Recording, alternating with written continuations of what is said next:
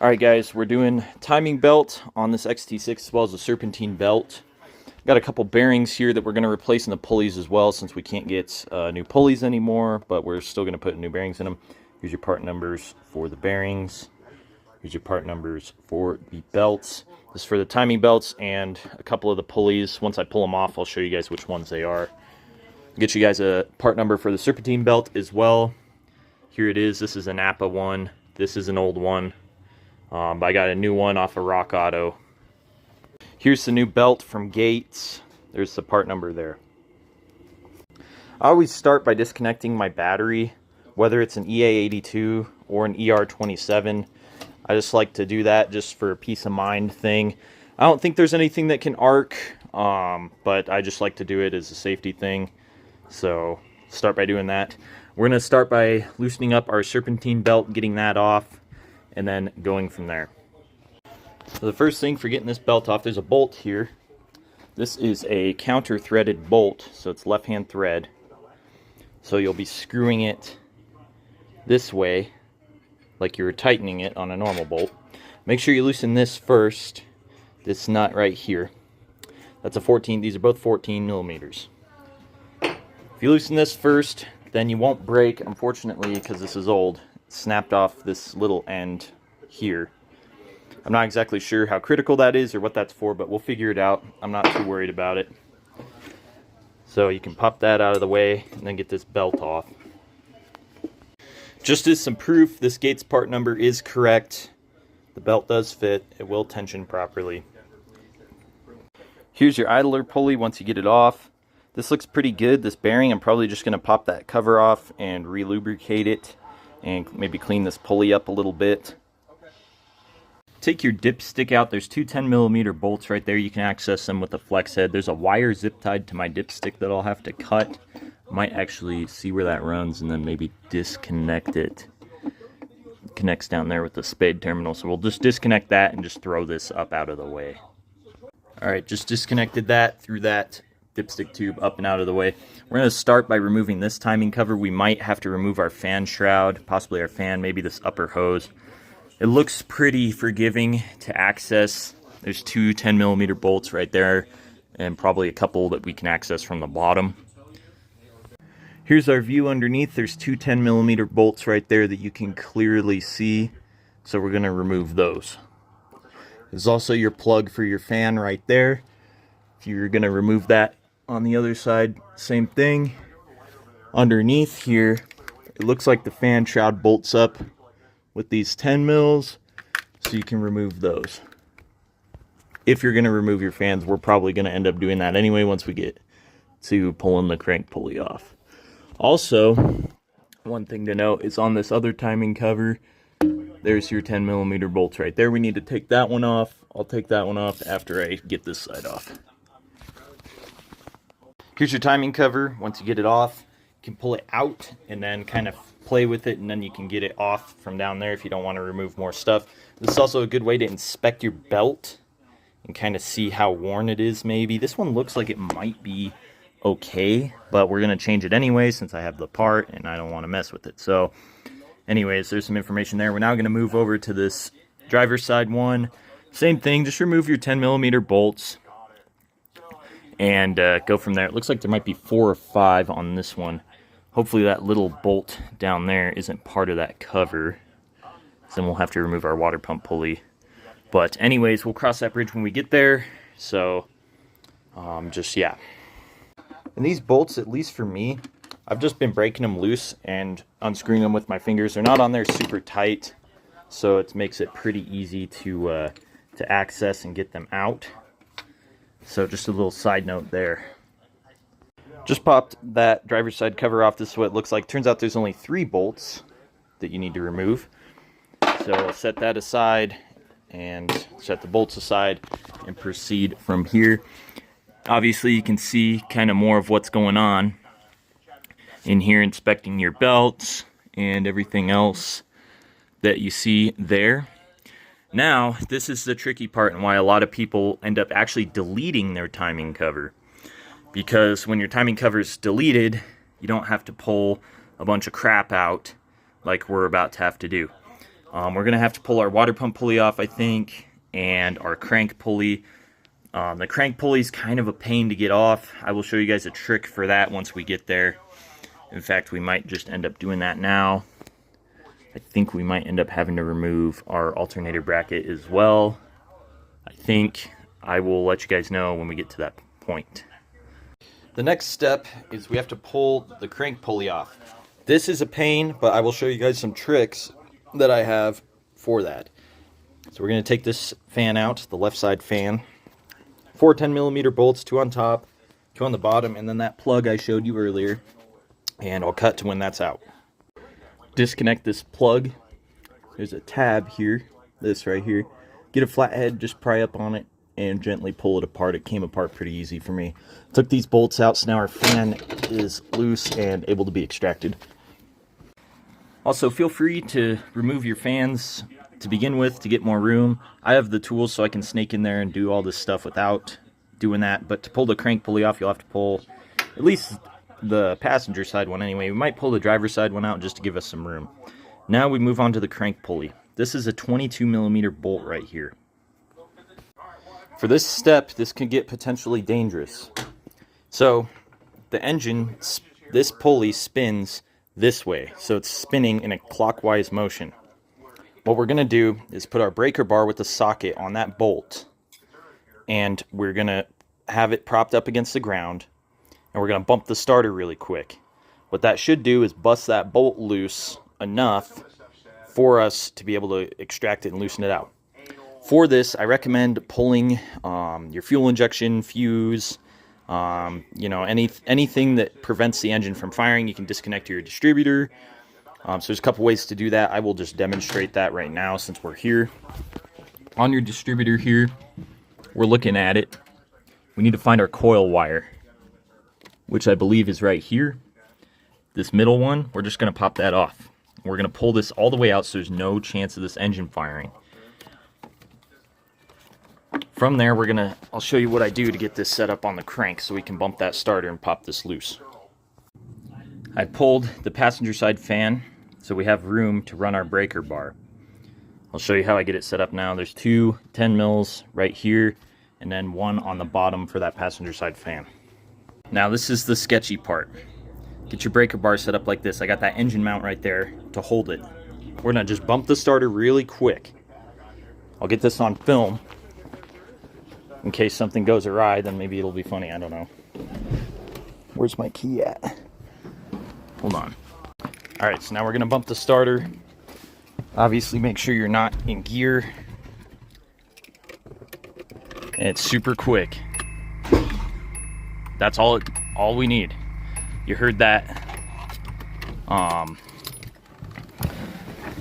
little noise that happened there.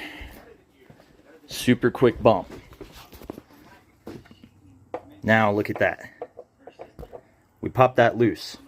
Always be careful when you're doing this. I've seen some, not personally, but I've seen it online where people have really fucked that up doing that. You know, obviously we're putting a piece on there, it's spinning. It could be dangerous. Make sure that your engine's not going to fire up no matter what. But that's how you get that loose. Now, if you're skeptical of that trick, there is a way. You can look it up on YouTube. There's a way to wrap your serpentine belt around pulleys and get it super tight so that as you're pulling to the left to break your bolt loose, it's applying tension on the belt that's holding the crank pulley, so then you can get, it's not just spinning the engine over. So this is how I do it. I just bump the starter method because in my mind, I feel like I know what I'm doing. I'm confident enough to do it. If you're sketched out, look up the pulley and serpentine belt method. But this is how I do it. And then from there, we can take our crank pulley bolts off and get our crank pulley out. We've got our crank pulley off. You can see our crank gear there. Now we could proceed with, removing the rest of the timing cover. We might need to pull our water pump pulley. We might need to pull our alternator bracket. I'm just going to keep pulling bolts until I run into a captured one or something like that. I'll let you guys know what's going on there. Here's this little piece I broke off of that other bolt I was talking about earlier for the tensioner. Right there, it's supposed to go on there. I think I'll be fine without it. I'm not too worried about it, honestly. I've broken so many bolts on these older cars, and it seems to be fine. So anyways, we'll start with removing some bolts. In here, there's one right there, 10 mil right there, 10 mil right there. You guys can play around and see what's going on under here. I think might be one somewhere over here. Anyways, just keep removing bolts and I'll let you guys know. So I extracted every bolt.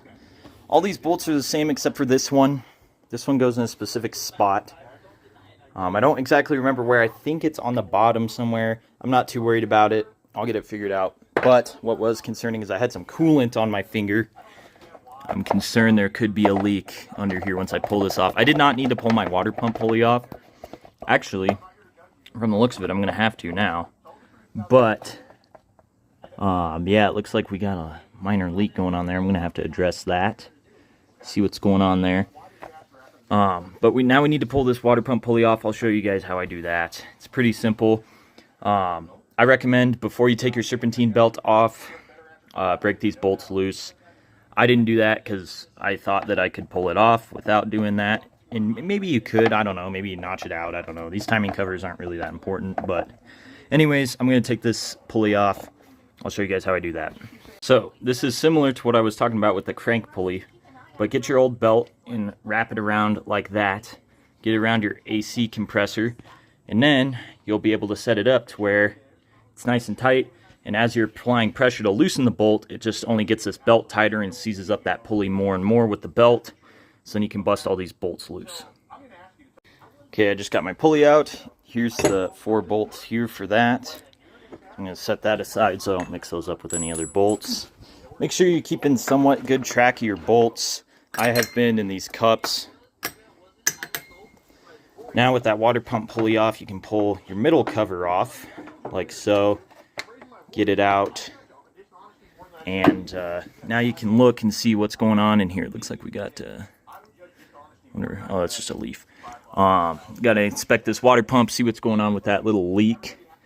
Overall, the belts look pretty good. But I'm still going to change them anyway. I already have the parts on hand, so I think I need to change out this bearing, and I think there's another bearing somewhere that I wanted to change out. But anyways, now, this is super important. Make sure that you have a paint pen or something handy. We're going to be marking, if you've done timing belts in the past, you know how this goes. It looks like this timing belt was done at some point because there's a mark on this cam. But you guys already know about marking a tooth on the cam with the belt and the crank and all that stuff, making sure that in case any cams get bumped or your crank gets bumped for some reason or whatever, that you don't get your engine out of time on accident. So make sure you do that.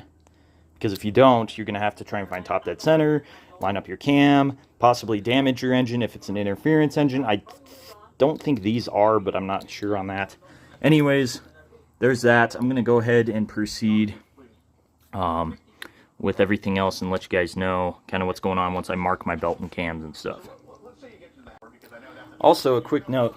You can see why guys delete their cam or their timing covers. Because, think about it, if we don't have to pull that crank pulley off to mess with getting the timing cover off, that saves a ton of time. It saves a headache if the crank pulley bolt is being a pain. And you can just slip your belt, you know, take off your serpentine belt, get some stuff out of the way, slip your belts back on, and you're good to go. So there's a good reason why guys delete their timing covers on EA82s, ER27s, and other engines similar to this for that reason, because if your belt breaks, you know, you can fix it on the side of the road in 20 minutes if you don't have a bunch of crap in the way. If you have a bunch of crap in the way and you can't get that crank pulley bolt off, now you might need to get towed home to a shop, whatever. It becomes a nightmare. So there's some little logic behind that. Anyways, I'll let you guys know what's going on once I get going again. Now the passenger side's pretty easy. Let's try and snake the camera in here. See your tensioner here. See that bolt right there? We need to loosen this up, this bolt, so the spring can pull up. You can order a new tensioner, I think, if you're lucky. I think it's the same as an EA82, actually. So you can order a new tensioner. I didn't because I didn't see any problem with this one. And honestly, this belt doesn't look bad either, but I'm going to change it anyway because I want, you know, to maximize the life of this engine. So we're going to loosen that bolt right there, and that will relieve our tension here on our tensioner, and then we can slide this passenger side belt off. I think that's a 10. I'm going to double check really quick for you guys and see if that's actually a 10. No, that's a 12.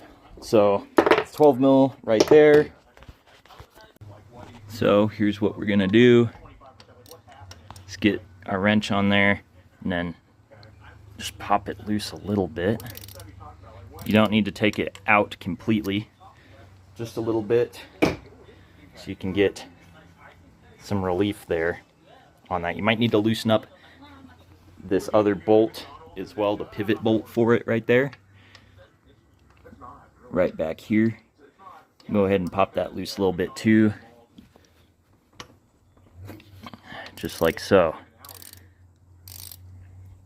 You don't need to take them all the way out, just loosen them.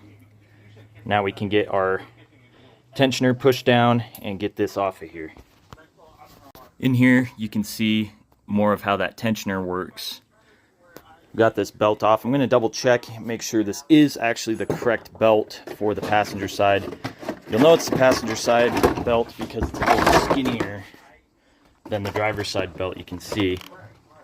So I'm going to double check this really quick, mark it, and let you guys know.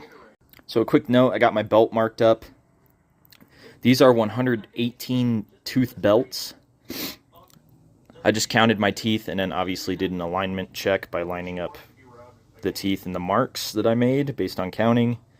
There's 42 teeth in between my cam mark and my crank mark, so I know that this belt's good. I got it marked up, it's ready to install, but obviously we got to do this driver's side belt first, which is the same procedure. I always hang on to my old belts just because, and throw them in the back, just because you never know. You know, if you break down on the side of the road or something, that old belt could come in handy. So we'll set that aside, remove our driver's side belt, and then do the same thing, and I'll let you guys know about that. Okay, so here's what I did. I pulled the tensioner out because I felt like it. Apparently online there's a way you can compress it with this screw while it's still in the engine, and you know, go from there and compress it. I'm just going to compress it the way I know how, because I'm not really too worried about it, and I kind of have a couple ideas for how I can get it to get tension again. I took this out. This is a 14 mil, two 12 mils holding the tensioner. Once you pull all that stuff out, then you can just go ahead and slide your belt off. Get you guys a view inside here, kind of what it looks like. That right there is where your pulley bolts in, and then that right there is where your tensioner bolts in. Make sure you mark all your pulleys and stuff in your belt, and then you can go ahead and extract this once all that tension's off of it. Double check the driver's side belt, got it marked up, and it's all good to go. So now you remove this screw on the bottom of the tensioner. There's a little flathead here. And online, people in the forums say that you gotta mess with that screw and get it compressed. So we're gonna go ahead and do that. And see here, this O'Reilly screwdriver sucks. Let me find a different screwdriver and we'll see what's happening here. So here's our tensioner here. And you can see, if you tighten this little flat blade screw in here, it sucks that tensioner back in. So what we need to do is reinstall everything and then find a way to have that little screw be tightened while we get our belt on, and then find a way to release that tension. So I will let you guys know kind of what my idea is for that and how I go about it. So here's what I came up with. There's this little piece. I'm not sure if this broke off or if this was just a piece that can come out. But there's a little bolt down here. It's a 10 mil. Right there where that oil kind of is, there's a bolt there. If you remove that bolt from underneath, you'll be able to have an access point to screw in that tensioner here. You can see that little hole. what we're gonna do, screw that in with a screwdriver. Then from there, someone's seeping some oil. It might be the tensioner itself, I think. From there, we're gonna have the screwdriver set up super tight. We're gonna clamp some vice grips on it, and then that will hold it onto something, maybe this engine mount here or the exhaust or something over here. So that's what I came up with there. I think the tensioner's leaking oil. I might have to take it out and see what's going on. Maybe it's just because that screw isn't in there. I don't know. Anyways, I'm going to get this back together and let you guys know what's going on. So this is what I came up with here. We tightened that tensioner with the screwdriver, put some vice grips on it, have it propped up with a wrench. So that's what I did for that. Alright, this was kind of tricky, but I was able to get the belt on. As you can see, I got my tensioner pulley out right now. I got my tensioner set up with my little vice grip set up. So we're going to try and get that going to get that tensioner pulley back in. It's kind of a pain. I had to use some bent pliers here to turn my cam back a little bit. There was some tension on the valves and it spun the cam just a little bit, but if you count your teeth and follow your marks, you will be just fine. Don't worry if your cams might turn a little bit. You might have to just align them to get your marks on your belt. It's not a big deal. You know, and obviously, once you get your belts installed, do a test run, start up the car, make sure it's running fine. If it's not, then obviously, you know, something's off. You can find top dead center and go from there. But I just use this method because it's always worked for me. So there's that. I will proceed now with installing that tensioner pulley and getting that stuff going. So we got our pulley set up with our tensioner. It's kind of tricky with that vice grip setup, but hey, it's on there and it's nice and tight, so we don't have to worry about anything crazy going on there. Make sure your cam bolts are tight. If you had to play with it, I had to play with mine a little bit and get it to go a little bit because of that valve tension I was talking about. So anyways, there's that driver's side one in. Now we're gonna double check and move on to our passenger side one, which is significantly easier. Make sure before you get too crazy with anything that you put this screw back in on that tensioner. It's a lot easier when you have the covers off. You can access it better. I'm leaving that little hole open for the tensioner that we made so that we can access everything better in the future if we need to.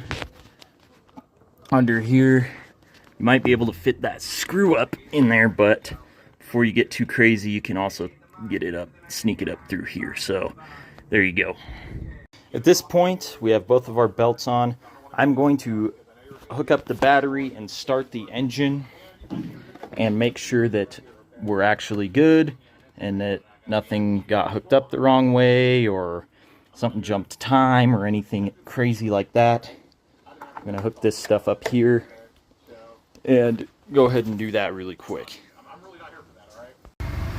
Alright, so it's just some proof here. We got everything working. I got a bunch of lights on the dash because we got some stuff unplugged and whatnot. So anyway, we are running good. Everything is normal. So just some proof for you guys. The method I showed in this video does work.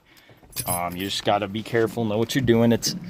Everybody makes Subaru timing belts to be some sort of crazy thing.